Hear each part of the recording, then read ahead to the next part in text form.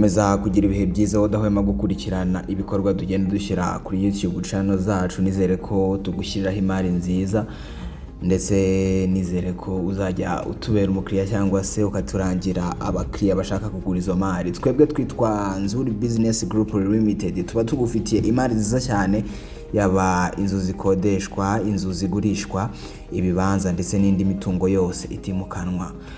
Ushobora kandi no kutugana ufite umutungo ushaka ko tukugurishiriza, turagufasha tugahuza n'abakiriya mu gihe gitoya ahantu hawe cyangwa se umutungo wawe ukaba wagurishijwe. Kuri uyu munsi rero nkuko muri kubibona ku mashusho, tugufitiye etage nziza cyane iherereye ku Gisozi munsi ya Erika. Iyi etage iragurishwa. Iyi etage irimo inzu cyangwa se etage ebyiri, ibyo bita jimere, no kuvuga ko ni inzu ebyiri zifatanye, igeretse kabiri, no kuvuga ko ifite niveau eshatu. Buri imwe ifite ibyumba bine, no kuvuga buri etage imwe ifite ibyumba bine, ikagira toilette enye, ikagira salon ndetse na salle à manger, ikagira kandi na cuisine nziza. Buri imwe kandi ifite na annex hanze ndetse ikagira na parking nini ndetse ikagira na jardin nziza ihagije.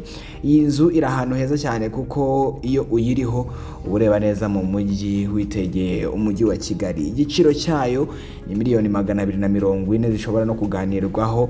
Ushobora kandi no kugura igice kimwe cyangwa se igipande kimwe cyayo kuri miliyoni 120 z'amafaranga y'u Rwanda.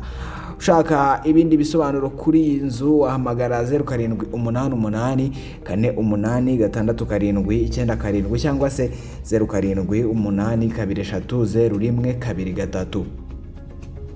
Ushobora kandi no kutugana aho dukorera, ni hano ku Muhima hafi y'inyubako yahoze ikoreramo Yamaha, neza ugeze kuri feruje zo ku Muhima tubona inzu y'amatafari ahiye yanditseho Shema House, aho niho dukorera. Ushobora kandi no kudukurikira ku mbuga nkoranyambaga zacu, haba kuri Twitter, Instagram, Facebook ndetse na YouTube wanditse Nzuri Market.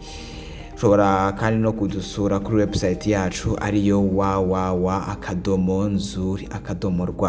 Ntuzuyaze gusharinga iyi video niba ubona bakunze iyi nzu, isangize n'inshuti zawe, kandi niwibagirwe gukanda subscribe kuri iyi channel kugira ngo buri mari yose dushyize kuri YouTube channel yacu uzajye uyibona mu bantu ba mbere 5 kuri 5. Twebwe twitwa Nzuri Business Group Limited, and of course you are most welcome to our company.